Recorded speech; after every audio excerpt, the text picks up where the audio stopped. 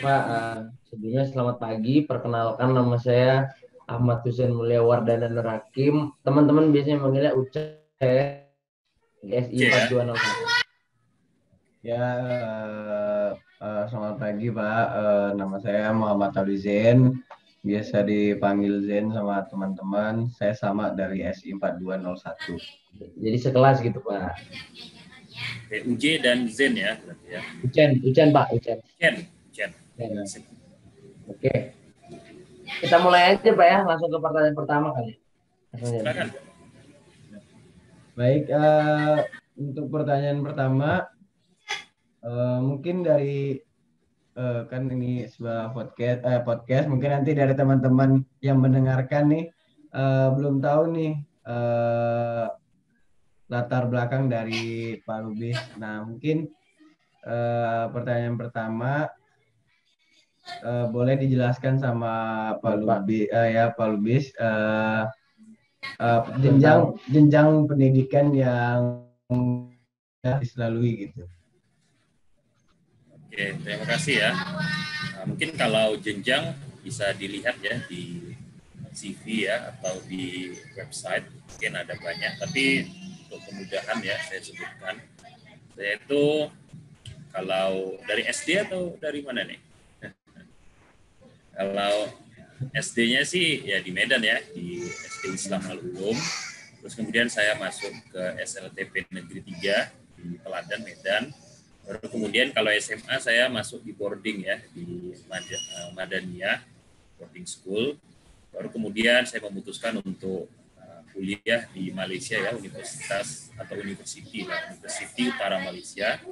Nah, di situ saya ngambil peminatannya, kalau di sana istilahnya majoring ya, majoringnya di jaringan, di network.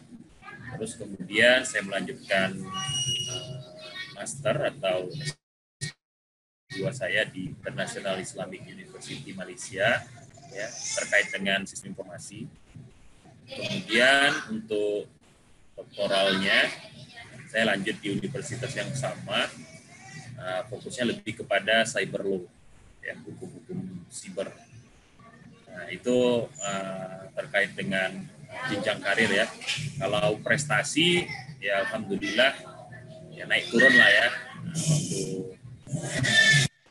SD ya sempat juara, tapi kemudian ya biasa malas. SMP juga sama, sempat juara, tapi kemudian ya seperti kata orang lah, meraih mudah tapi mempertahankan sulit.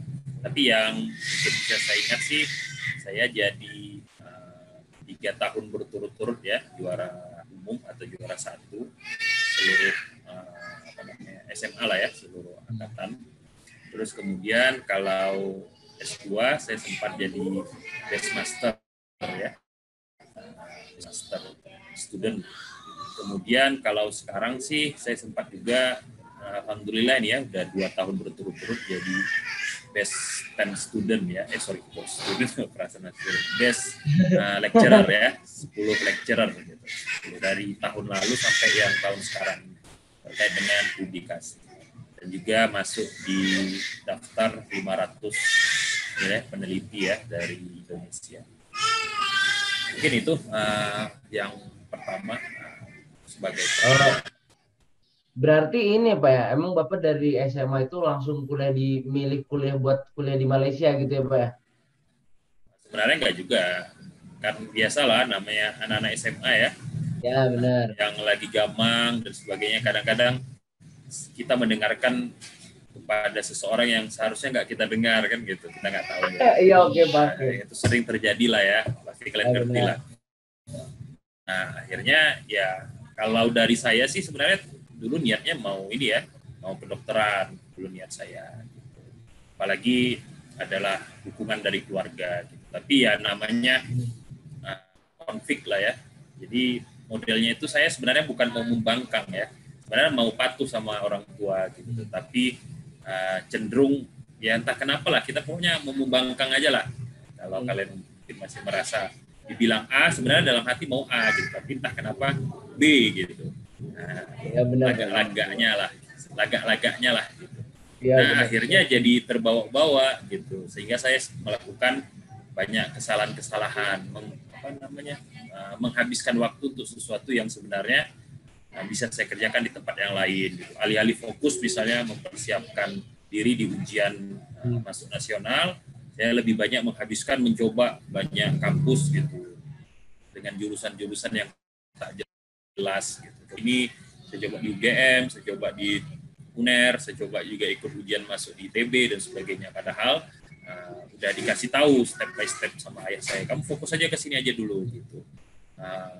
Waktu itu kan kalau model kami sih di ujian masuk ini ya negara apa istilahnya SPM PTN kalau saya namanya istilahnya gitu ya. Nah terus kata ayah dulu ya kan ada 2 pilihan ya.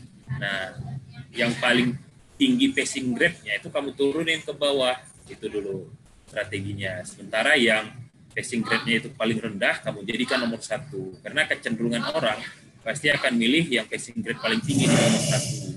Sementara pemerintah melakukan penilaian juga dari sisi nomornya itu gitu, apakah ini pilihan pertama atau pilihan kedua. Nah, jadi mekanismenya udahlah, tapi ternyata saya ngeyel gitu. Saya pilih alih-alih fokus ke IPA, saya buat IPJ gitu. Jadi ini sekedar saling inilah ya, saling sharing. Iya, benar. Nah, akhirnya saya masuk yang nomor 3-nya gitu. Lulus saya di IPJ di Unpad waktu itu. Padahal sebenarnya saya pun nggak tahu kenapa memilih itu ya. Sekedar iseng aja lah, tahap yang somehow inspire me kan. Ya, akhirnya, padahal sempat dipertimbangkan karena yang nomor 1 sebenarnya lulus juga. Ya, yang nomor 1 itu lulus, tapi nilainya itu kan bukan nilai yang otomatis lulus. Itu nilai ada mekanismenya pertimbangan lah kalau nggak salah saya. Nah akhirnya karena yang 3 itu udah lulus, ya 3 itu akhirnya yang dikedepankan. Karena memang itu bukan jurusan yang saya suka ya. Akhirnya ya udah saya memutuskan tidak mengambil. Baru kemudian kebetulan ada pembukaan waktu itu, pembukaan di Malaysia ya. Dan sebenarnya kampus ini dulu sebelum sekarang ya. Kalau sekarang sih udah masuk, setahu saya 40 Asia ya, kalau kalian bisa cek di UM, tapi waktu itu mereka belum ya. Mereka lagi mau membangun lah atau mengembangkan walaupun udah lama. Nah, ini mungkin yang perlu kita tiru juga sih dari Malaysia, bagaimana mereka bisa membuat kampus-kampus mereka meroket. Salah satu yang bisa kita pelajari adalah fokus di jurusan-jurusan mereka. Sehingga kalau misalnya kamu misalnya suka atau doyan ke manajemen misalnya, nah kamu tahu kampus mana yang kamu pilih, yaitu UUM. Kamu misalnya memiliki kesenangan di bagian misalnya hukum, kamu tahu kampus mana yang kamu pilih, UIA ya, atau International Islamic University Malaysia. Karena nggak ada satupun ketua Mahkamah Agung di sana yang bukan lulusan dari UIA ya, atau IIUM dan seterusnya. Teknologi ke UTM dan sebagainya. Nah, tapi kalau di kita ini tidak terjadi ya. Bahkan sesama kampus negeri pun ataupun kampus swasta ya, itu saling berantem dari sisi market gitu. Maksudnya jurusan mana yang jadi favorit. Tidak ada spesialisasi ataupun fokus di arah kampusnya. Nah, itu sedikit cerita lah gimana yang terjadi waktu saya memutuskan akhirnya pindah ke Malaysia. Nah Pak, kan yang udah kayak Bapak sampaikan tadi kan kuliah di Malaysia. Kuliah di Malaysia, prestasi alhamdulillah ya naik turun.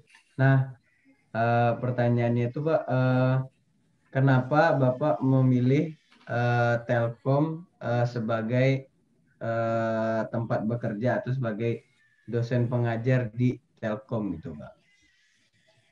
Ya, sebenarnya sama seperti kenapa kita memilih kampus ya.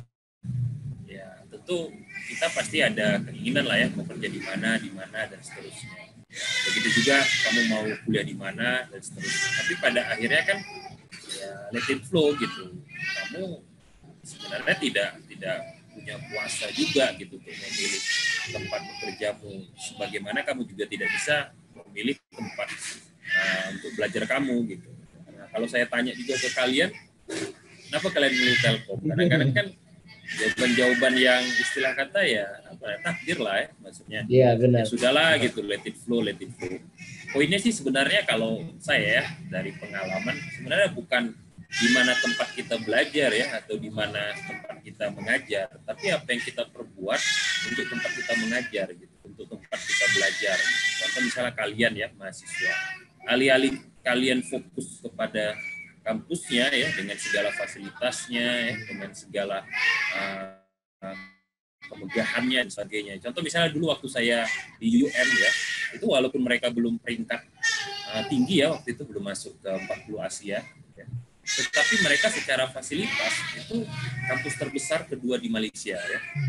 Saking besarnya saya gambarin aja ini. Ada 6 lapangan sepak bola, kalian bayangkan. 6 lapangan sepak bola. Oke.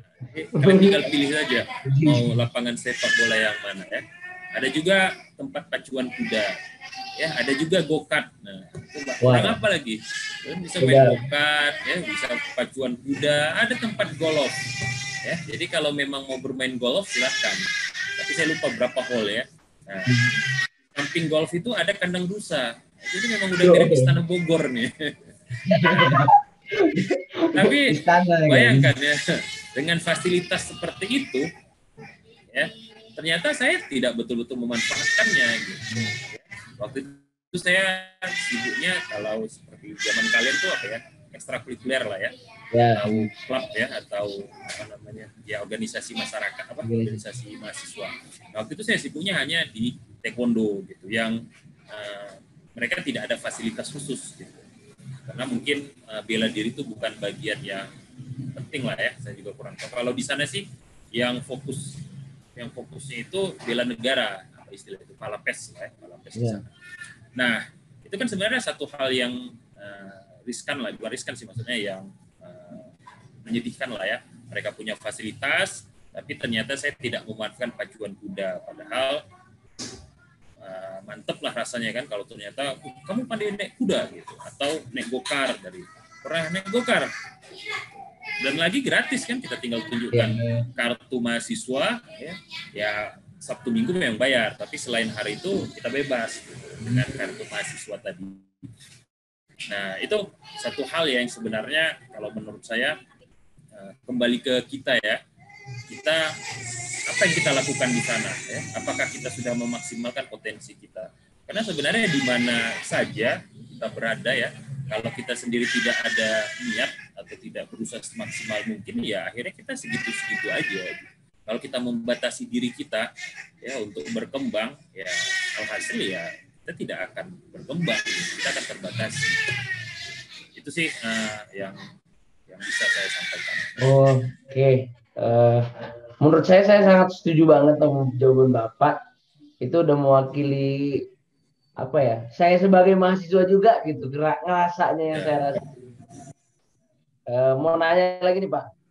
Kan dosen itu kan banyak sih yang ngajarnya kayak ke EIM, SAG, ESD, IRP, nah yang lain-lain. Nah Bapak ini kalau peminatan itu kemana Pak? Ke EIMK, SAGK, ESDK, IRPK, atau kemana Pak?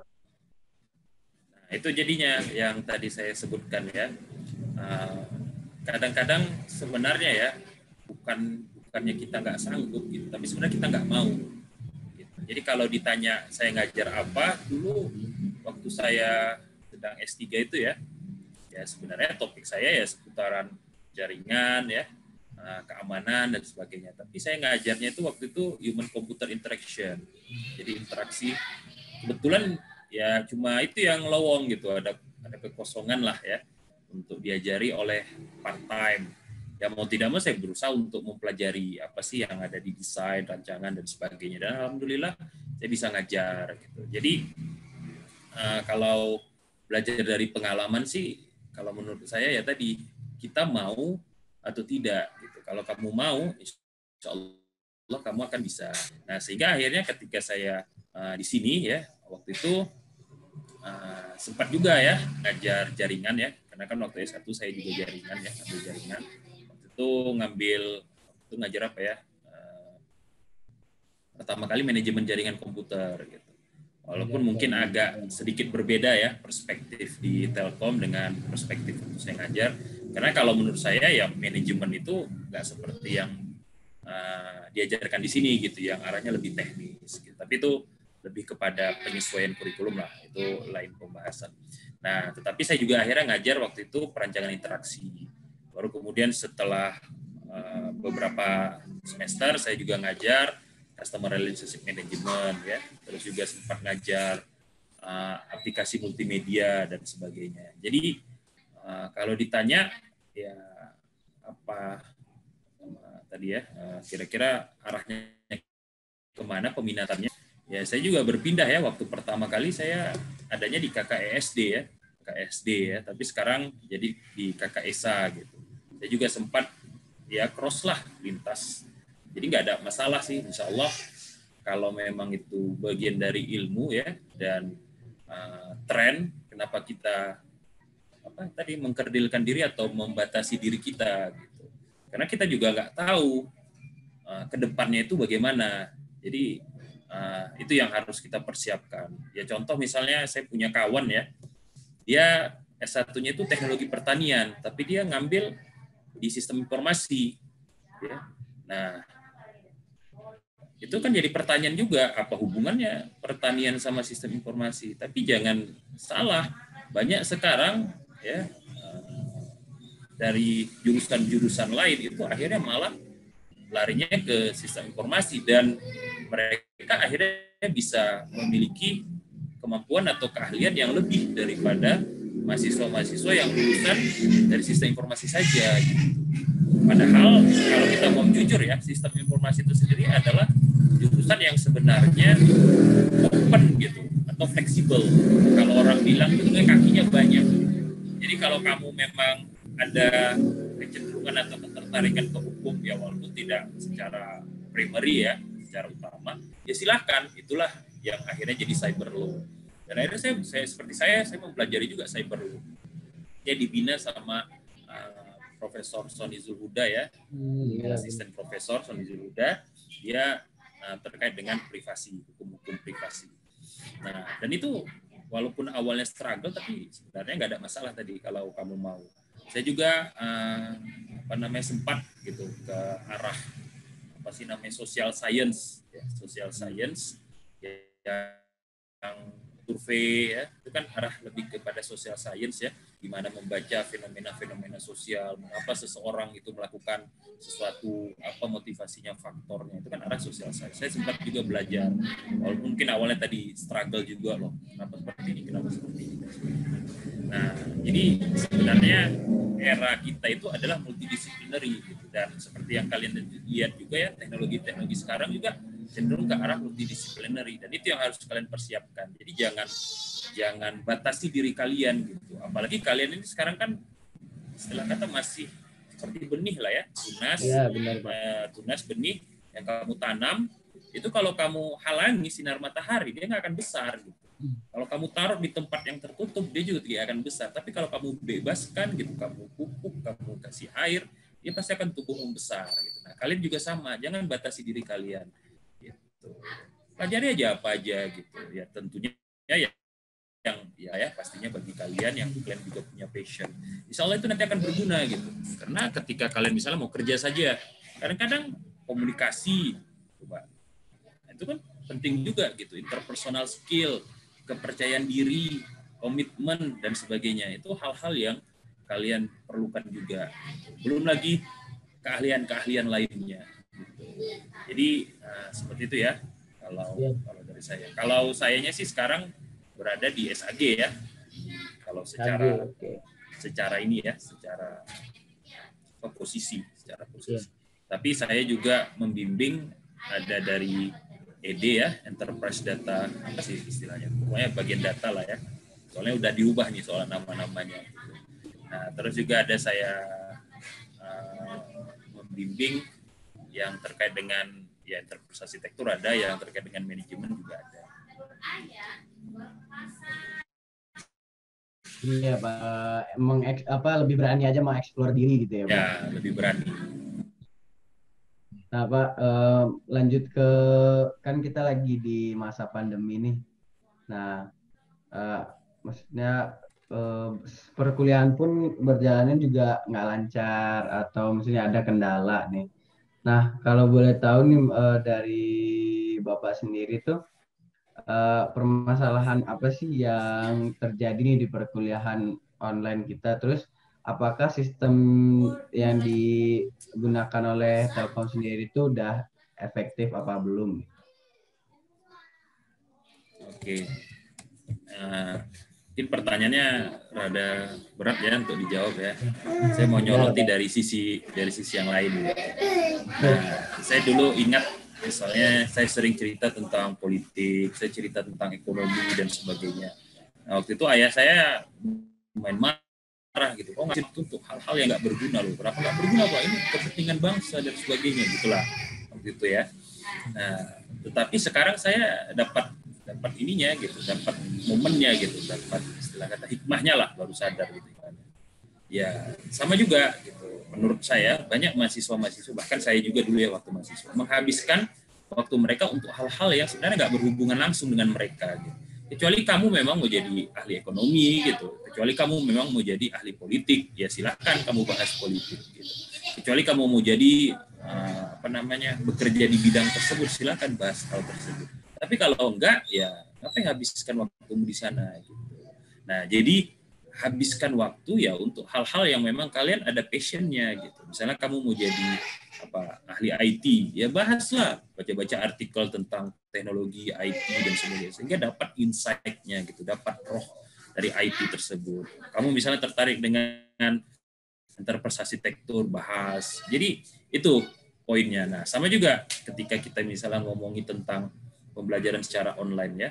Nah, kadang-kadang tidak berjalan lancarnya pelajaran online itu karena memang banyak mahasiswa, jangan kan mahasiswa, dosen juga ya, beberapa dosen yang akhirnya nggak fokus ketika ngajar gitu. Karena ketika kita misalnya berada dalam layar nih ya, layar screen, sementara mahasiswa berada di layar yang lain, itu kita nggak bisa ngontrol gitu apa yang dipikirin oleh mahasiswa. Di kelas saja sering kalian melamun kan, gitu. Betul Belum juga sekali. dosen juga kadang-kadang capek terus membiarkan mahasiswa belajar sendiri gitu atau diskusi sendiri dan sebagainya. Nah, apalagi sekarang berpindah ke posisi online gitu. Kadang-kadang kalian sedang mendengar tapi sebenarnya nggak mendengar gitu. Browsing ya, ngeliat-ngeliat di sosmed dan sebagainya. Nah, tidak fokusan itulah inti dari kegagalan ya, pembelajaran secara online. Dan ini sebenarnya dari jauh-jauh hari udah dievaluasi atau udah didiskusikan. Makanya konsep yang paling baik sih sebenarnya bukan pure misalnya offline saja atau pure online saja, tapi blended learning gitu. Jadi ada berapa porsi di internet untuk memudahkan misalnya mahasiswa yang jauh rumahnya gitu, harus secara fisik muncul di kelas ya.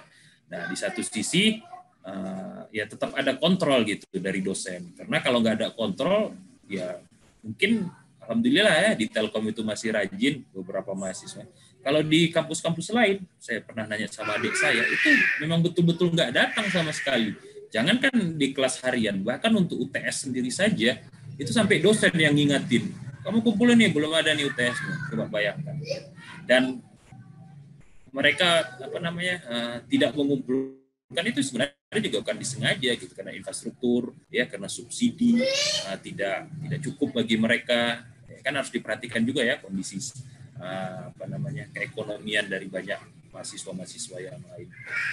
Nah, jadi itu sih poin saya. Jadi sebenarnya kalau kamu fokus ya, kalau kamu memang memaksimalkan segala potensimu, ya, sebenarnya kita alih-alih memikirkan segala handicap ataupun kesulitan-kesulitan, ya kita lebih memfokuskan ya meraih apa yang kamu inginkan gitu. Nah, mungkin saya dulu pernah yang lumayan memotivasi saya waktu lagi down-downnya lah ya, ketika waktu itu masih S1, itu ada foto orang cacat ya, jadi dia tangannya tidak ada, bukan foto sih, maksudnya video, tangannya nggak ada, kakinya nggak ada gitu.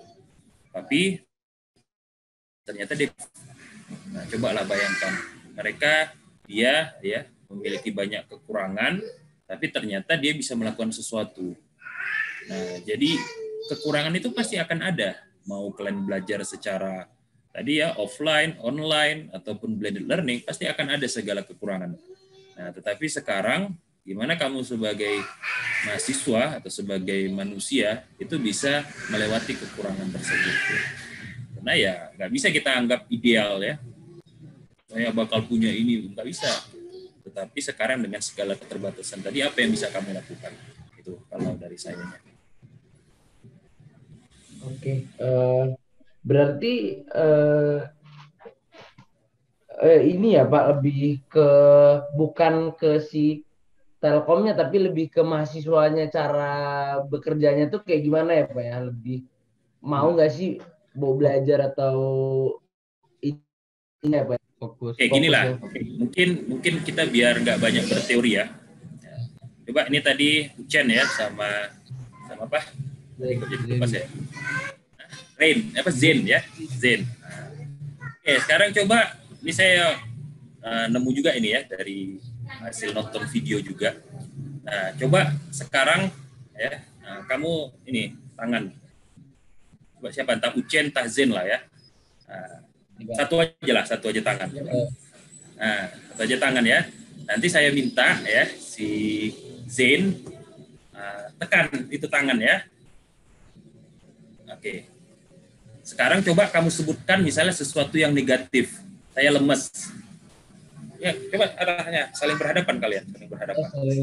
Berhadapan. Coba ya, Zen sama Ucen ya. Oke, sekarang Ucen coba ya bilang ya secara kuat, saya lemas. Tunjukkan tangannya biar lihat. Nah, coba ditekan ke bawah. Saya lemas. Saya lemas. Tekan kuat lah. Ucen, udah ya. Turun ya, bisa turun. Jadi sekuat apapun kamu tahan, kalau kamu bilang lemas akan turun. Nah, sekarang kita coba alihkan dengan model yang baru. Kamu tadi sama lagi tadi kondisinya tadi. Nah, sekarang kamu bilang Allah Maha Kuat, Allah Maha Besar, coba. Oke. Ayo, tunjukkan lah, saya nggak ngelihat ini. Saya nggak ngelihat. Biar yang lain juga bisa ngelihat gitu. Nah. Oke, coba sekarang Allah Maha Kuasa, Allah Maha Besar, coba. Allah Maha Kuat, Allah Maha Besar. Saya kuat. Saya kuat. Nah, coba sekarang apa bedanya coba? Waktu Ya, Ucen. Kalau saya lebih ngerasa ke mindset aja Pak, karena ditanamin. Betul. Dan itu oke, bagus. Dan itu memang terbukti secara ilmiah. Ada namanya itu afirmatif ya. Afirmatif. Jadi seseorang secara psikologi kalau dia ngeluh terhadap apa yang dirasakannya, itu ya memang dia akan tetap dengan kondisi itu dan juga akan malah membuat dia jadi tambah rusak gitu, tambah drop gitu. Tapi kalau dia optimis, kalau dia bersyukur gitu dengan kondisinya, maka yang terjadi adalah ya akan terangkat gitu derajatnya, akan terangkat gitu wibawanya, dan dia akan mendapatkan yang lebih baik gitu. Jadi poinnya itu sebenarnya di mindset gitu. Kamu mau meraihnya atau kamu mau tinggal saja di sini gitu dengan segala keterbatasan, dengan segala ya derita yang kamu hadapi gitu. Nah, ini kalau nggak salah saya namanya apa? Muscle test gitu, tes muscle ya. Dan tubuh kita juga terpengaruh gitu oleh resonansi ataupun pemikiran tadi gitu. Apakah pemikirannya negatif atau pemikirannya positif. Makanya kalian sering juga mungkin mendengar kisah-kisah misalnya seseorang bisa sembuh gitu dari penyakit misalnya kronis, padahal dia tidak melakukan apa-apa. Itu yang disebut efek placebo ya, efek placebo. Dan memang secara medis juga ini dilakukan. Bayangkan saja ada kalau misalnya ngetes seperti vaksin kan lagi heboh nih ya. Nah, ketika mengetes vaksin itu kan dibagi dua itu. Ada yang satu secara placebo, ada satu yang secara memang ada vaksinnya gitu, ada substansinya gitu. Dan itu dicek gitu untuk melihat jangan sampai ya ini hanya efek placebo saja, dia ingin secara real bahwa vaksin ini mempengaruhi secara asli lah ya, secara praktikal. Nah, seperti itu ya. Jadi kaliannya gitu, siswanya. Bukan hanya mahasiswa sih, ya saya juga gitu, dosen gitu. Ketika saya berpikir saya bisa gitu, alhamdulillah gitu, saya mendapatkan hasilnya gitu. Saya jadi dosen terbaik ya, alhamdulillah. 10 terbaik dalam 2 tahun ini gitu. Dulu ketika saya misalnya malas-malas jadi mahasiswa ya saya nggak dapat apa-apa juga gitu. Tapi ketika saya mengubah diri saya, alhamdulillah saya berhasil mendapatkan apa yang saya inginkan, seperti itu. Nah, ini Pak, tadi kan udah disinggung juga di awal tentang penelitian Bapak nih. Nah, ya Bapak termasuk salah satu dari 5 peneliti TELU yang masuk ke dalam 500 peneliti terbaik di Indonesia. Sekali lagi selamat buat Pak Lubis. Ya, kita mewakili anak-anak Telkom, Pak. Anak-anak sistem informasi mewakili mengucapkan selamat. Terima kasih. Keberhasilannya. Dari Bapak nih Pak, perasaannya gimana Pak? Kalau udah tahu salah satu dari 5 peneliti TELU yang masuk ke dalam 500 peneliti terbaik di Indonesia. Nah, perasaan Bapak selain senang ada lagi nggak sih Pak? Ya, kalau ditanya senang ya, alhamdulillah ya, senang ya pastinya gitu. Semua orang kan senang dipuji ya, walaupun pujian itu palsu kan gitu ya. Kamu aja lah gitu, misalnya dibilang ganteng ya, walaupun mungkin lebih gantengan kawanmu yang sebelah ya, tapi tetap aja kamu senang kan gitu. Nah, jadi ya mau nggak mau memang pasti senang gitu ya, alhamdulillah. Tapi ya balik lagi tadi ya, dari pengalaman saya sih sebenarnya itu satu step lah ya yang harus kamu lalui gitu, meraih sesuatu. Tapi sebenarnya yang paling sulit itu adalah mempertahankannya gitu. Dan ya untuk kasus yang tadi itu saya belum terbukti gitu mempertahankannya. Jadi memang untuk meningkatkan diri atau kualitas kita ya kita harus bisa mempertahankannya, dan mudah-mudahan saya berhasil atau bisa. Itu satu hal ya yang harus diantisipasi. Jadi jangan senang lah ya, karena hidup itu pasti kan naik turun ya. Jadi di satu sisi juga kita harus bisa mempersiapkan diri ya bahwa kita akan gagal gitu, bahwa kita akan sampai ke titik yang dimana kita pasti akan ada ujian, akan ada cobaan. Itu yang lain gitu yang harus diperhatikan. Jadi kalau ditanya senang ya alhamdulillah saya senang, tapi di sisi yang lain saya juga harus antisipasi gitu. Jangan sampai saya berlarut-larut ya dengan kesenangan saya atau kebahagiaan saya sehingga saya lupa gitu apa yang membuat saya menang kemarin, apa yang membuat saya berhasil kemarin gitu. Karena mempertahankan sulit ya, apalagi meningkatkan diri gitu. Nah, itu sih kalau ditanya ke saya. Nah, kan pasti banyak yang pengen cerita gimana sih Bapak sendiri bisa meraih penghargaan inilah gitu kan. Nah, boleh diceritain mungkin Pak tahapan awalnya atau apa yang dilakukan sebelum bisa mendapat penghargaan ini gitu, entah riset atau apa bagaimana gitu. Sebenarnya saya bisa mendapatkan juga karena dukungan dari mahasiswa, gitu. Bukan dari kalian lah gitu. Karena pada prinsipnya kan seperti yang saya bilang ya, kalian tuh bibit gitu atau tunas-tunas yang bakal bertumbuh. Kalian ada potensi gitu. Nah, tugas saya itu sebenarnya ya melihat potensi kalian, gitu, motivasi kalian gitu. Kalau istilahnya itu dalam manajemen tuh kolaboratif ya sebenarnya, kolaboratif. Jadi seseorang itu nggak akan sukses gitu kalau nggak ada kolaborasi gitu. Ya contoh paling gampang misalnya jago-jago Messi misalnya sama Ronaldo gitu. Nah, terakhir ketika mereka bersendirian gitu, gagal juga kan gitu. Contoh misalnya Messi lah kan gagal juara dunia gitu.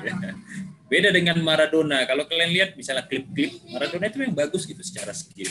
Tapi di satu sisi dia juga ngajak gitu kawan-kawannya yang lain, bahkan dia ngoper ke kawan-kawan yang lain, sehingga waktu itu posisi Maradona yang memang jadi superstar, tapi di sisi yang lain dia betul-betul menjadikan tim Argentina itu kolaboratif gitu. Nah, contoh misalnya seperti Ronaldo, apa yang mungkin walaupun banyak penggemar Messi di sini ya, yang membuat dia jadi lebih kuat gitu karena kolaborasi dengan tim-tim dengan pemain-pemain Portugal yang lain dan seterusnya. Jadi itu satu ya sebenarnya.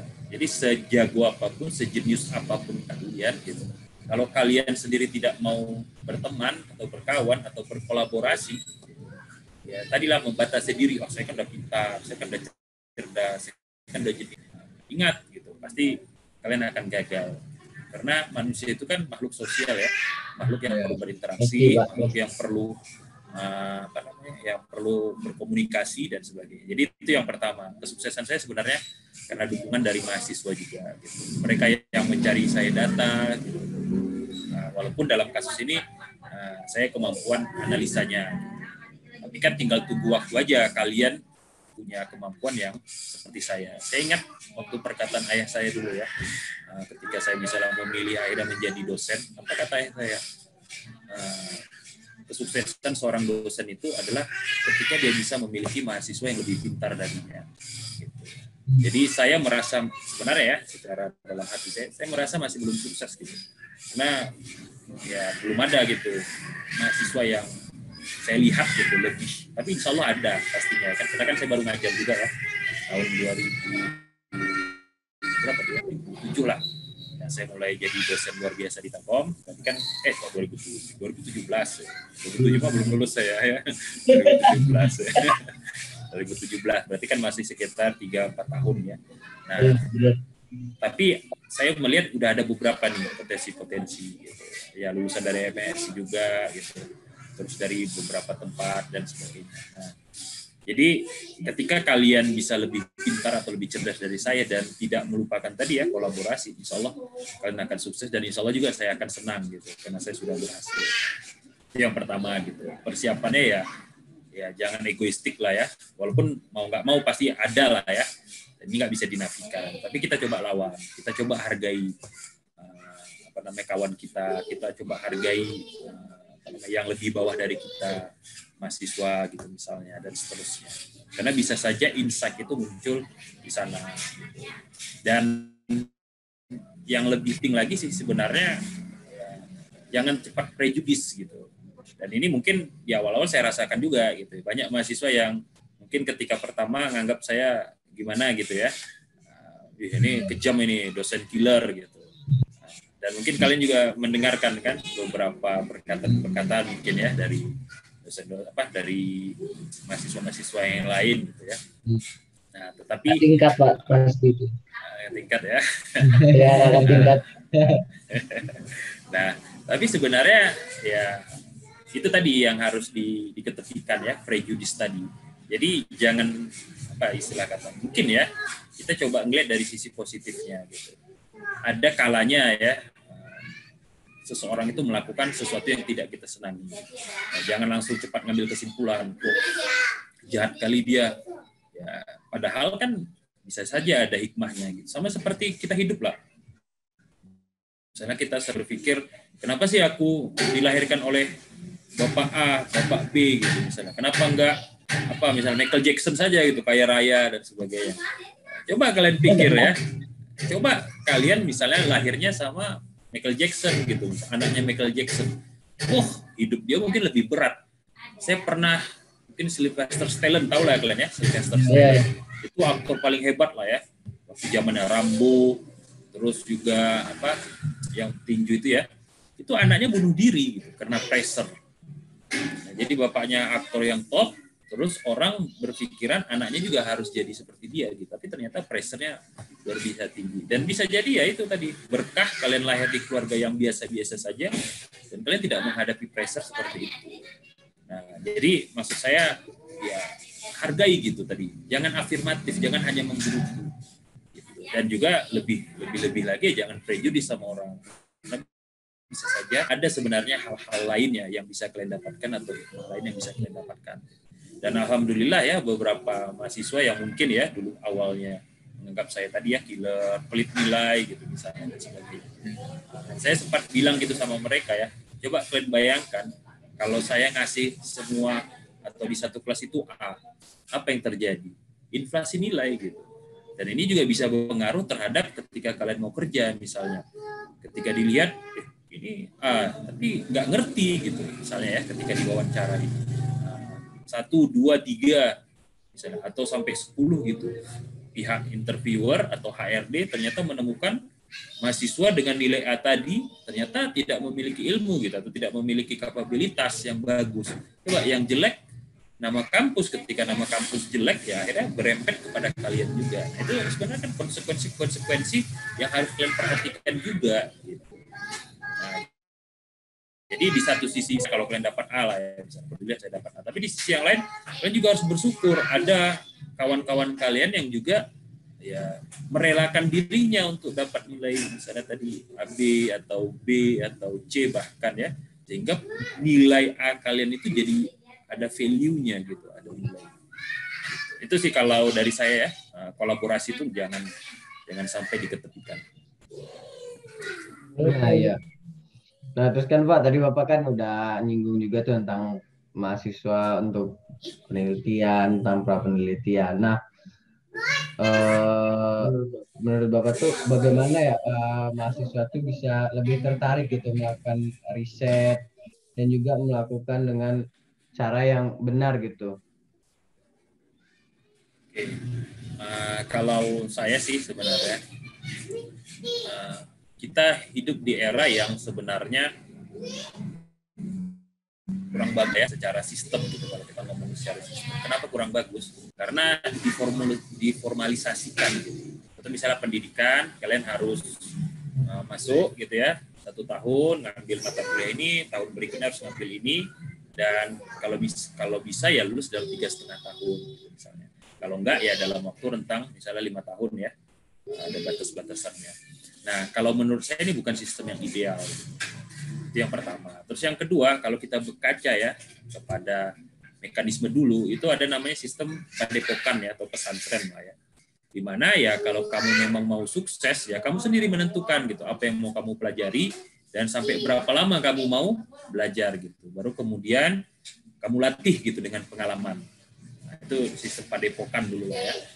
Misalnya kamu mau belajar jurus naga terbang misalnya, ya udah kamu belajar berapa lama terserahmu gitu, mau 2 tahun, 3 tahun atau bahkan sampai menikahi gurunya silahkan, anak dari gurunya silahkan, nggak ada masalah. Tapi kalau hanya mau belajar 1 tahun ya silahkan. Gitu. Nah disitulah sebenarnya kalau menurut saya titik kesuksesan banyak orang-orang dulu. Saya punya kenalan ayah ya, Prof. Aslan Lelo ya. Dia itu dapat nilai dulunya ya waktu S1 itu nilainya parah-parah C, IP-nya paling 2, sekian, tapi sekarang jadi profesor ya. Nah, jadi kasusnya itu ya kalau zaman dulu ya itu kan ada ini ya perkataan ya, A hanya untuk Tuhan gitu, B untuk dosen, C untuk mahasiswa gitu. Nah, P juga Tuhan ikut kuliah kan, lucu aja gitu. Nah, tapi sebenarnya mekanisme itu ya tadi alih-alih kita jadikan keluhan, kita terobos saja gitu. Dan itu yang dilakukan oleh dia. Gitu. Dia tahu menentukan kapan dia harus belajar dan seterusnya. Nah, ketika dia dapat beasiswa, kalau dulu enak ya dapat beasiswa, kalau sekarang kan rada kompetitif ya. Nah, sampai dibilangi sama ini ya waktu itu dapat beasiswa ke Australia ya, dibilang kamu bodoh kali nih. Kata ini ya supervisor atau kata dosen. Terus apa katanya? Dia pede aja. Buktikan saja saya bodoh atau saya pintar. Akhirnya dites, ternyata nilainya memuaskan. Terkejut lah ya dosennya ini gitu, dan ya akhirnya dia lulus lah. Nah, poinnya apa di situ? Poinnya adalah ketika kamu punya inisiatif, ketika kamu tahu kapan kamu harus belajar, ketika kamu tahu kapan kamu harus bermain, ya tentu harus balance ya. Jangan belajar terus, nanti stres pula ya kan. Hal-hal yang nggak bagus lah ya. Tapi poinnya kapan kamu harus belajar, kapan kamu harus bermain, itu sebenarnya harus bisa gitu kalian miliki gitu. Dan dulu itu dimiliki oleh orang-orang tua kita gitu, karena mereka memang tidak terlalu terikat oleh formalisasi nilai gitu. Nilai saya C ya udah itu urusannya gitu. Nggak menjadi adjustment gitu. Sekarang kan enggak gitu. Kita kadang-kadang depresi gara-gara nilai gitu.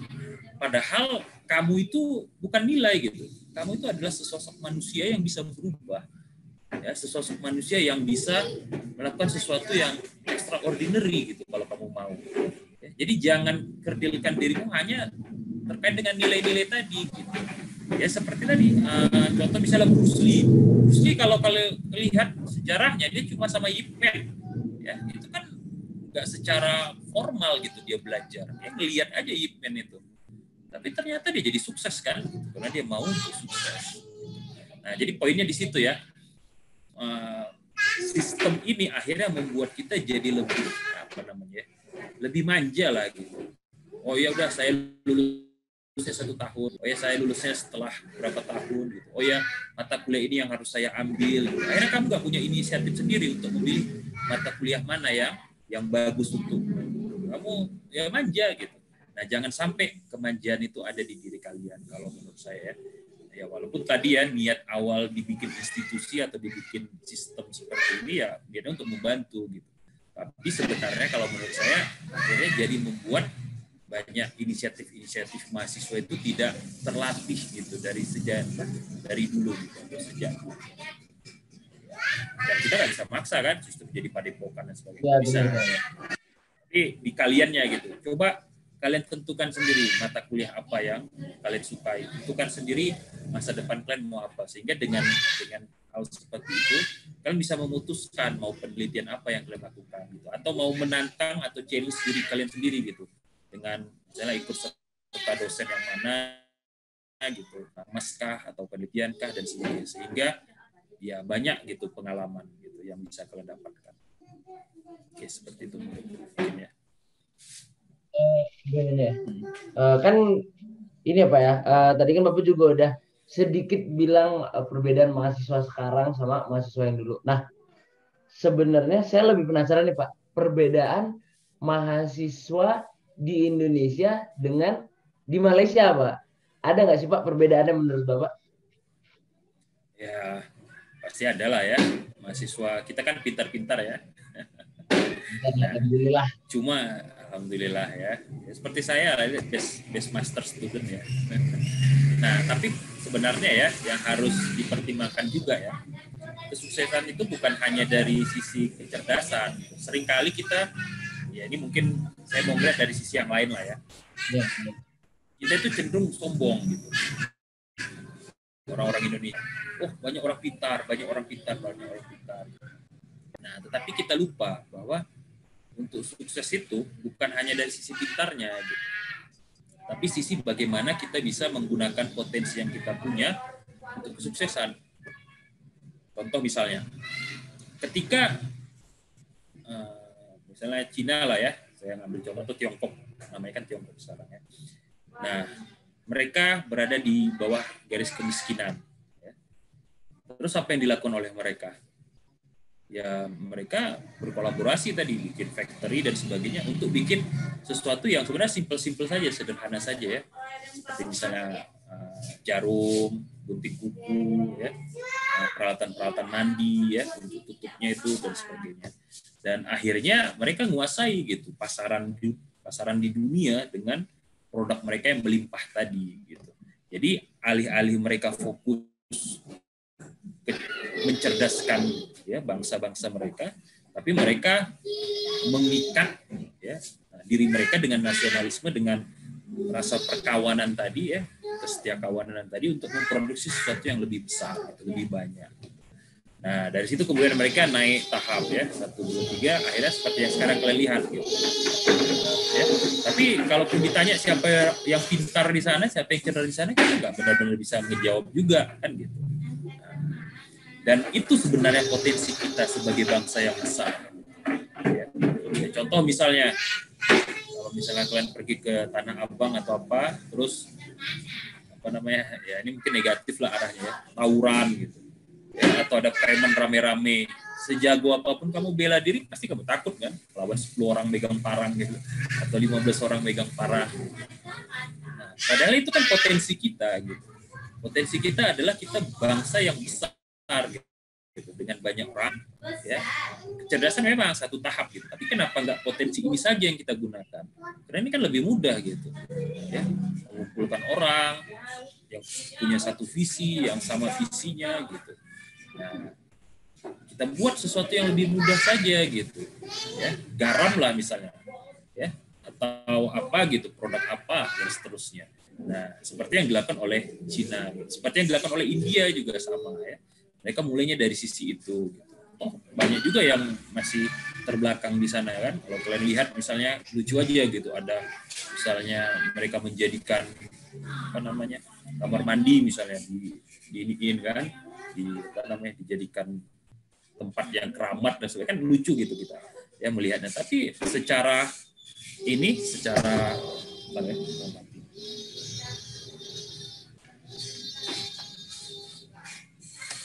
tapi secara nasional luar biasa gitu. Ya, walaupun kita sendaguro juga kan, sampai Perdana Menteri bikin kebijakan kalau nggak salah waktu itu membuat kamar mandi ya, kamar mandi, karena orang-orang India itu lucu ya, mereka ketika menikah itu nggak ada kamar mandi, sehingga banyak yang menjadikan tanah lapang ya ataupun sungai dan sebagainya itu sebagai tempat ininya membuang kotorannya. Nah, tetapi secara nasional mereka lebih tinggi dari kita. Bahkan mereka masuk 5 negara kan, Brazil, Rusia, ya, terus India dan Cina ya, sebagai negara yang dikatakan bakal jadi negara maju. Nah, jadi itu pemahaman saya lah terkait dengan kondisi real sekarang.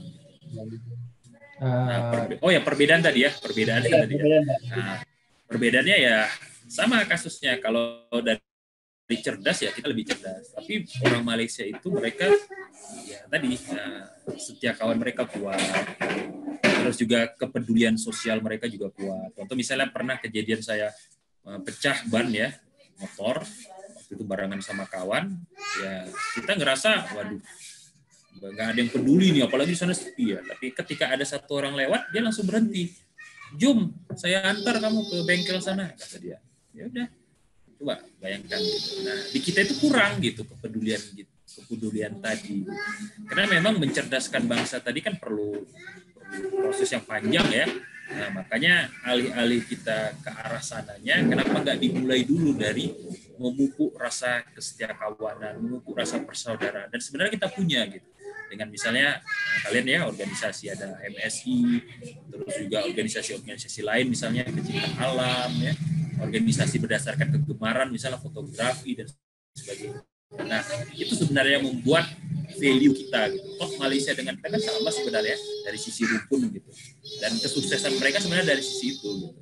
Kalau mau jujur ya tadi sebenarnya nggak lebih dari kita gitu, dari sisi pintar dan sebagainya. Tapi mereka dari sisi kesetiakawanannya, kepeduliannya itu lebih, kalau menurut saya ya, dari kita. Ya, menurut Bapak nih, mahasiswa S itu udah cukup bagus belum sih Pak mengikuti lomba-lomba yang ada? Lomba-lomba riset gitu Pak. Ya, lomba riset, lomba yang tentang lab gitu Pak. Kalau dari sisi lomba ya luar biasa ya. Beberapa kali ada juga yang saya bimbing ya, saya bina. Alhamdulillah hasilnya bagus gitu, 1-2 dan sebagainya. Nah, kalau saya sih sebenarnya ingin mengingatkan juga ya ke mahasiswa, harus kalian lakukan sih sebenarnya di kampus itu ya, bukan hanya dari sisi ininya ya, dari sisi cerdasnya dan sebagainya. Kayak saya lah dulu waktu S1 ya, yang saya ingat waktu saya belajar S1 dulu itu bukan ketika saya datang ke fakultas-fakultasnya gitu. Tapi ketika saya waktu itu main game sama kawan ya, kita bikin turnamen, terus kita waktu itu padahal sebenarnya have fun-nya itu apa? Kalau yang juara harus manggil berdasarkan gelar yang diinginkan gitu ya. Waktu itu saya milih The King misalnya, dia entah apa lah ya. Jadi kalau dia menang, ya mau nggak mau saya harus ganti nama dia dengan julukan tadi. Ya kayak gitu-gitulah. Nah, kehebohan-kehebohan tadi itu yang sebenarnya jadi hal-hal yang kita ingat gitu. Jadi hal yang tadi memupuk persaudaraan tadi. Nah, sebenarnya kalau saran saya, ketika kalian ikut lomba gitu, atau ketika kalian ikut sayembara, yang kalian cari itu bukan juaranya. Juara alhamdulillah lah, itu bonusnya. Tapi yang kalian cari adalah ya tadi pergaulan kalian dengan kawan, ya, memupuk rasa persaudaraan, memupuk rasa perkawanan dan sebagainya. Itu yang menggerakkan. Dan itu yang insya Allah akan terkenang nantinya ketika kalian sudah lulus. Gitu. ketika kalian misalnya menemui sandungan gitu dalam hidup kalian teringat ke kawan kalian itu, mana tahu dia bisa nolong gitu. Atau sebaliknya, ya, ketika kalian berada dalam posisi yang lebih bagus dari kawan kalian bisa menolong dia. Itu sih yang saya inginkan sebenarnya dari mahasiswa-mahasiswa saya. Dan saya juga insya Allah ya, kalau sudah lulus dan sebagainya, nggak ada masalah. Kalau saya bisa nolong, saya bisa bantu, ya insya Allah saya juga akan bantu. Nah itu, jadi fokusnya itu jangan di juaranya ya. Fokusnya itu adalah bagaimana kalian menjadikan lomba-lomba atau sayembara itu bisa mencari kawan yang baru gitu, memperkuat koneksi gitu, memperlebar hubungan dan seterusnya. Oke. Paling karena kita udah di ujung udah di ujung acara gitu kan, di ujung pertanyaan. Ada nggak sih Pak pesan untuk mahasiswa dan mahasiswi SI sekarang gitu Pak? Apalagi sekarang kan eranya pandemi ini Pak. Nah, sebenarnya lumayan berat lah ya ujian kalian ya, karena kondisinya juga ya di satu sisi kalian makin banyak nih ya, saya lihat makin banyak juga kerjaan kalian gitu. Terus juga sulit tadi ya untuk berkomunikasi dengan dengan kawan-kawan kalian yang lain dan sebagainya. Belum lagi urusan-urusan yang lainnya yang ya seperti misalnya kondisi ekonomi orang tua ya, terus juga mungkin kegalauan di keluarga dan sebagainya. Nah, pesan saya sih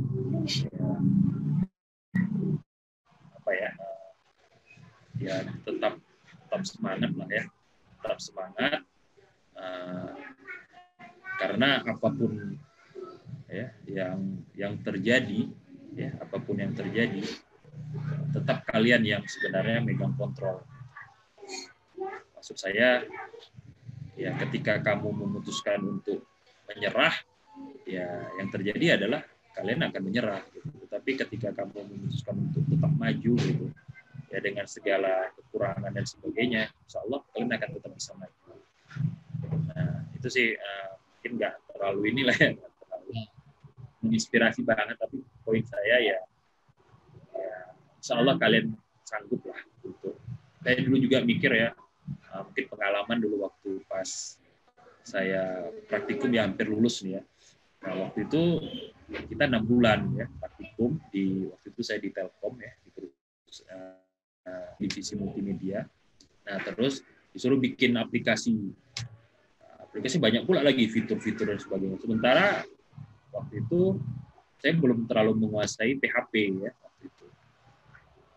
Apalagi waktu itu belum ada framework, belum ada apa. Jadi kita memang betul-betul ngedit dari basic lah, dari scratch-nya. Ya. Nah, saya ngerasa, waduh nggak bisa nih, nggak sanggup saya gitu. Tapi kalau saya nggak ngerjain, nggak lulus saya kan, percuma aja. Udah berapa itu? Udah 4 tahun, udah 3 tahun belajar, ternyata nggak lulus kan, sayang ya, atau dapat nilai jelek gitu, karena tidak bisa mengerjakan. Udah saya berusaha cari sana kemari orang yang bisa ngajarin.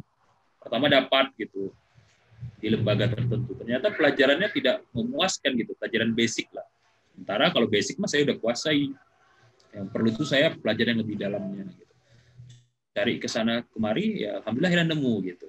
Nah, baru kemudian dari situlah belajar dan sebagainya, ternyata bisa gitu. Ketika ada kemauan tadi pasti akan ada jalan. Itu sih kalau menurut saya. Jadi kontrol ada di kalian, dan ketika kalian mau untuk berhasil pasti akan ada jalan. Walaupun mungkin ya jalannya itu enggak seperti yang kalian harapkan gitu. Tapi coba dilalui saja. Oke, mungkin itu ya pesan dari saya. Paling udah paling sangat apa ya Pak ya, semoga pengalaman Bapak ini ketika di post di YouTube atau di post di Spotify segala macam dapat menginspirasi anak-anak SI yang ya mungkin mereka ngerasa salah jurusan, melihat oh ternyata dosen saya ini hebat ini gitu, jadi dia ngerasa oke, saya bakal mengikuti jejak Bapak gitu kan. Saya juga ngerasa salah jurusan kan, cuma ya, kalau kita menyesal ya, terus kita depresi terus, patah semangat, ya udah kita akan jadi jatuh. Tapi kalau kita coba bangkit gitu, ya udah nggak apa-apa gitu, I can gitu. Insya Allah nggak ada masalah. Ya. Jadi ya contoh lah misalnya kamu mau nikah nih ya, mau nikah. Nah, apakah bisa komprehensif gitu milih pasangan kita dari seluruh wanita di muka bumi kamu yang paling cantik? Kan nggak bisa kan? Paling kamu cuma bisa ngelihat dari 1-2 wanita aja gitu yang kamu lalui gitu. Pasti akan ada selalu pikiran di benak kita ya ketika kita mengatakan bahwa saya salah pilih istri. Pasti ada gitu. Nah, makanya tidak semua kriteria yang bisa kita penuhi. Nah, ketika nggak semua kriteria yang terjadi adalah ya mau tidak mau harus toleransi kan, mau tidak mau harus bisa bersabar gitu. Karena memang dua hal kunci sukses kalau saya pahami ya. Pertama kamu harus sabar, yang kedua kamu harus ikhlas. Ya dua itulah kunci sukses. Kalau kamu nggak bisa bersabar terhadap godaan dan sebagainya dan nggak bisa ikhlas ya dengan apa yang udah terjadi, ya, pasti akan gagal. Ya salah jurusan itu hal yang biasa gitu. Nah, ketika kamu salah jurusan, ya contohnya misalnya naik bus salah jurusan kan, terus mau tetap aja di stasiun bus yang salah itu, ya udahlah, udah salah jurusan saya, gitu. Diam saja gitu, nggak mau cari bus yang lain sehingga bisa membuat kamu sampai di tempat yang kamu inginkan. Gitu. Nah, pasti akan ada pertimbangan-pertimbangan ya. Apakah kamu mau memutuskan lewat jalan A, jalan B, dan sebagainya. Sama juga, salah jurusan SI, kan masih banyak jalan. Mau jadi cyber law kah, mau jadi social science kah, mau jadi ahli ekonomi kah, akuntansi kah, dan seterusnya. Ada banyak jalan soal. Ya, seperti itu. Paling saya berdoa gitu secara pribadi semester depan atau next time saya bisa diajar Bapak, mungkin gitu aja Pak dari saya. Ya udah Pak, paling Ya, makasih mudah-mudahan ya. juga Pak sharingnya. Semoga bermanfaat untuk teman-teman yang mendengarkan juga, untuk kita pribadi. Mungkin sekian aja paling Pak. Terima kasih dah. Inilah waktunya juga di hari weekend juga kan. Oke. Udah mau nyempatin waktu. Oke, semoga sukses ya untuk kalian berdua ya, Zen dan Chen ya. Semoga sukses, semoga jadi orang besar ya. Kalau udah jadi besar, jangan lupa ya Allah. orang itu seperti kita ya. Ya, amin. Amin Pak. Ya mungkin ditutup sekian. Assalamualaikum warahmatullahi wabarakatuh. Waalaikumsalam. Oke. Bang Damas.